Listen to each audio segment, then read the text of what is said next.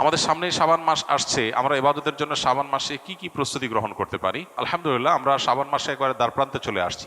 খুব শীঘ্রই শাবান মাস শুরু হতে যাচ্ছে। শাবান মাস এমন একটা মাস যেটা নফল রোজার জন্য আদর্শ মাস। নবী করিম সাল্লাল্লাহু আলাইহি সাল্লাম সম্পর্কে আম্মা জান আয়েশা রাদিয়াল্লাহু আনহা বলেছেন, কানা ইয়াসুমু শাবানা মা লা ইয়াসুমু ফি গায়রি। নবীজি সাল্লাল্লাহু আলাইহি সাল্লাম শাবান মাসে যত রোজা রাখতেন, অন্য কোনো মাসে এত রোজা রাখতেন না। রমজান তো পুরো মাসটাই রোজার মাস, সেটা বাদ, ওইটা বাদ রেখে যদি চিন্তা করা হয় তাহলে অন্য 11 মাসের মধ্যে নবীজি সাল্লাল্লাহু আলাইহি সাল্লাম সবচেয়ে বেশি রোজা রাখতেন, নফল রোজা রাখতেন যে মাসে, সেটার নাম কি? শাবান মাস। সেই মাসটা আমাদের একেবারে দোরগোড়ায় চলে আসছে। এই জন্য শাবান মাসের করণীয় হলো সাধ্য অনুযায়ী বেশি বেশি নফল রোজা রাখা, সাধ্য অনুযায়ী বেশি বেশি নফল রোজা রাখা। আর কিছু পারেন আর না পারেন, সোমবার বৃহস্পতিবার রোজাগুলো রাখেন, আইয়াম বীজের, চাঁদের 13, 14, 15 এই 3টা দিনে রোজা রাখেন। এর বাইরে পারলে 1টা 2টা রোজা হলেও রাখেন, কারণ নবীজি শাবানের পুরো মাসই প্রায় রোজা রাখতেন। এক হাদিসে আসছে, কানা ইয়াসুমু শাবানা ইল্লা কালিলা। নবীজি শাবানের কয়েকটা দিন, শেষের দিনগুলো বাদে প্রায় সবগুলো দিন রোজা রাখতেন। সেখানে আপনি 1টা 2টা রোজা হলেও রাখার চেষ্টা করেন। এটা হলো শাবান মাসের প্রধান আমল। এছাড়া বাকি রুটিন আমল যা আছে তা, অন্য নামাজে মাসে 5 ওয়াক্ত নামাজ আছে, এই মাসেও 5 ওয়াক্ত নামাজ আছে, অন্য মাসে যা যা আছে এ মাসেও তা আছে। এ মাসে এক্সট্রা বলতে একটা জিনিস আছে, সেটার নাম হলো নফল রোজা বেশি বেশি রাখা। এছাড়া লাইলাতুন নিসফি মিন শাবান বা মধ্য শাবান রজনের ফজিলত, সেটাও কিছুটা সাব্যস্ত আছে। যতটুকু সাব্যস্ত আছে ততটুকু এটার গুরুত্ব আরোপ তো আমরা করবই, কিন্তু এর বাইরে পুরো মাস ব্যাপী করার জিনিস একটাই, সেটা হলো নফল রোজা। আল্লাহ আমাদেরকে আমলের তৌফিক দান করুন। শীতের কারণে অজু করাটা অনেক সমস্যা, বিশেষ করে মহিলাদের। যেমন আমার মা, বয়স 58, তিনি অসুস্থ, আমার স্ত্রীর ঠান্ডাজনিত সমস্যা। তারা প্রায় এশা বা মাগরিব, ফজর নামাজ তায়াম্মুম করে নামাজ আদায় করেন। এ সম্পর্কে আমাদের শরীয়ত কি বলে? নামাজ কি কবুল হবে? আর তায়াম্মুম করে কোরআন তেলাওয়াত করা যাবে কিনা? দেখুন, যেখানে অজু প্রয়োজন সেখানে অজু করতে হবে। নামাজের জন্য হোক, কোরআন স্পর্শ করার জন্য হোক, অথবা তওয়াফ করার জন্য হোক, এই কাজগুলোতে অজু লাগে। অজু ছাড়া নামাজ পড়া যায় না, অজু ছাড়া কোরআন স্পর্শ করা যায় না, তেলাওয়াত তো মুখস্থ করা যায়, আর অজু ছাড়া কি করা যায় না? তওয়াফ করা যায় না বাইতুল্লাহর। এই 3 জিনিস, এগুলোতে অজু আবশ্যক। এখন এই জায়গাগুলোতে তায়াম্মুম তখনই করা যাবে যখন অজুতে মানুষ অপারগ হবে, অজুর কোনো অপশন থাকবে না, অনেক দূর পর্যন্ত কোনো পানি নেই, যেটুকু আছে কোনো রকম খেয়ে বাঁচার মতো, তাহলে সে তায়াম্মুম করতে পারে। এখন শীতের কারণে, আপনার এজমা রোগের কারণে, ঠান্ডাজনিত রোগের কারণে যারা অজু করতে অসুবিধা হয়, তারা তো গরম পানিতে অজু করতে পারেন। আজকাল গরম পানিতেও সব জায়গায় কম বেশি করার ব্যবস্থা আছে। আর কিছু না হোক, একটা ফ্লাস্ক কিনে সে ফ্লাস্কে তো আপনি গরম পানি ভরে রাখতে পারেন, ওটা মিশে অজু করলেন। গিজার যদি নাও থাকে, আপনার যদি পানি গরম করার অপশন নাও থাকে, এটুকু অপশন তো একজন গরিব মানুষের ব্যবস্থা করতে পারেন। তাহলে গরম পানিতে উজু করলে তো কারোর অসুবিধা হওয়ার কথা না। যদি কারোর গরম পানিও টাচ করার মতো না, হাত ভাঙা, পাও ভাঙা, অপারেশন হয়েছে, ব্যান্ডেজ দেওয়া, পানি লাগানোই যাবে না, তাহলে তার জন্য তায়াম্মুমের অপশন আছে। কিন্তু এই যে ঠান্ডা জনিত কারণে তায়াম্মুম শুরু করে দিবেন, এত সহজ না বিষয়টা। বিষয়টা তখনই আপনি করতে পারবেন যখন অজু করার সকল অপশন আপনার কাছে বন্ধ হয়ে যাবে। আর আরেকটা বিকল্প আছে, মোজার উপরে মাসা করা।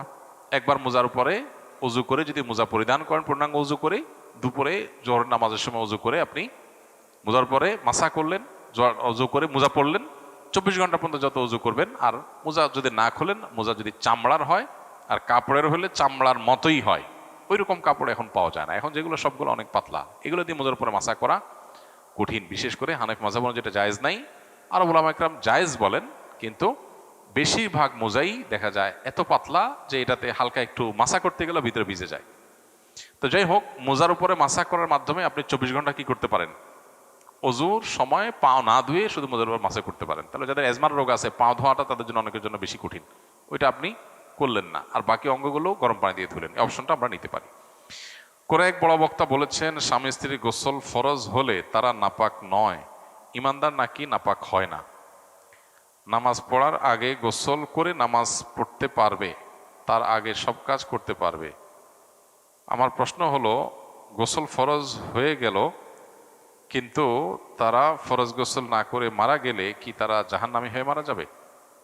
না, জাহান্নামী হওয়া এত সহজ বিষয় না, বা এরকম ঠুনকো বিষয় বা একটা অযৌক্তিক কারণে আল্লাহ তাআলা কোনো মানুষকে জাহান্নাম দিবেন না।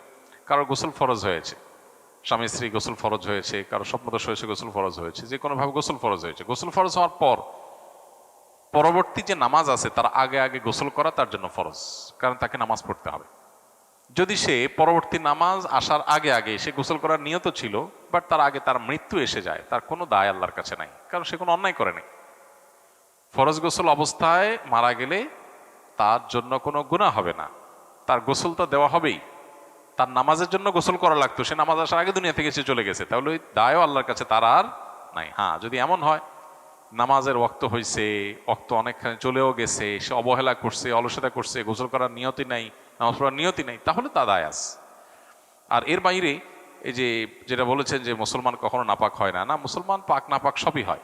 মুসলমান হলে একেবারে ওই যে খ্রিস্টানদের মতো যে আমরা খ্রিস্টান, তা খ্রিস্টানরা মনে করে যে তারা খ্রিস্টান হয়েছে, তারা তাদের কোনো পাপের দায় নিতে হবে না, তাদের সমস্ত পাপের দায় তাদের নবী নিবে, এরকম একটা বিশ্বাস তাদের মধ্যে আছে, যার কারণে তারা কোনো পাপ করতে চিন্তা করে না, যা খুশি তা করে। কারণ তারা মনে করে তাদের নবী ঈসা আলাইহিস সালাম, তারা মনে করে যে তিনি শুলে চড়ে মৃত্যুবরণ করেছেন, তার উম্মতের পক্ষ থেকে সকল দায় তিনি নিয়ে তিনি দুনিয়া থেকে চলে গেছেন। তো এটা ভুল কথা। কোরআনে আল্লাহ বলেছেন যে আল্লাহ তাআলা তাকে ঈসা আলাইহিস সালামকে আল্লাহ জীবিত রেখেছেন এবং তাকে উপরে তুলে নিয়েছেন, বার রাফাহুল্লাহ। তো এই জন্য মুসলমানদের মধ্যে কেউ যদি মনে করে যে মুসলমান কখনো নাপাক হবে, এটা ভুল বিশ্বাস। অবশ্যই নাপাক হবে, কোরআন হাদিসে ভুরি ভুরি আয়াত এবং হাদিস প্রসঙ্গে আছে। কেউ বললে এটা তার মূর্খতা ছাড়া কিছু না, যদি এইভাবে কেউ বলে থাকে। রাজনৈতিক একাধিক দলের একাধিক প্রার্থী এসে প্রতিশ্রুতি চায় তাকে ভোট দেব কিনা, তারা প্রভাবশালী মুখের উচ্চারণ না করা যায় না।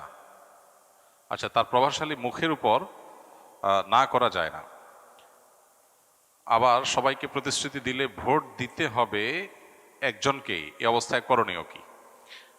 গুরুত্বপূর্ণ প্রশ্ন। আমাদের দেশে নির্বাচনী বাস্তবতার একটি এটি যে প্রার্থীরা এসে অনেক সময় প্রতিশ্রুতি চায় বা বলেন ভোট দিবেন কিনা। যদি সুযোগ থাকে তাহলে সেক্ষেত্রে অবশ্যই বলা উচিত যে ভাই ভোট দেব কিনা সেটা তো আমি কাউকে এভাবে বলবো না, তাহলে তো ভোট প্রকাশ্যে দেওয়ার মতো হয়ে গেল।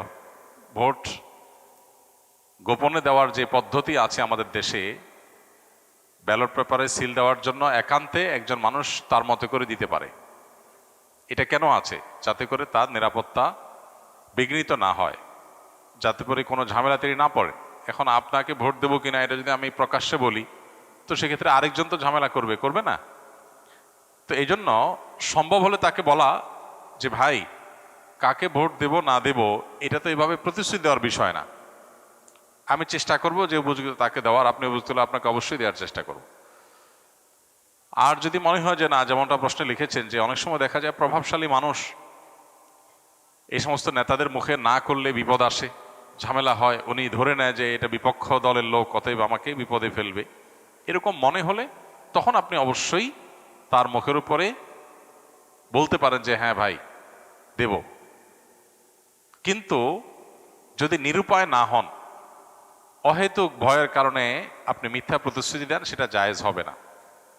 আপনি যদি নিরুপায় হন, সে ব্যক্তি যদি আপনার এই কথা মুখ থেকে না শুনে যাবেই না, আবার এদিকে বিপরীতটা শুনলে আপনার উপরে জুলুম আসতে পারে, তাহলে সেক্ষেত্রে মানুষ বিপদগ্রস্ত হলে সেক্ষেত্রে তার এ ধরনের কথা বলা তার জন্য জায়েজ আছে। আপনি বলতে পারেন যে ভাই, একটু ঘুরিয়ে পেঁচিয়ে বললেন যে ভাই অবশ্যই আপনাকে ভোট দেওয়ার চেষ্টা করব, এটা আবার কিছু বললেন চেষ্টা করব।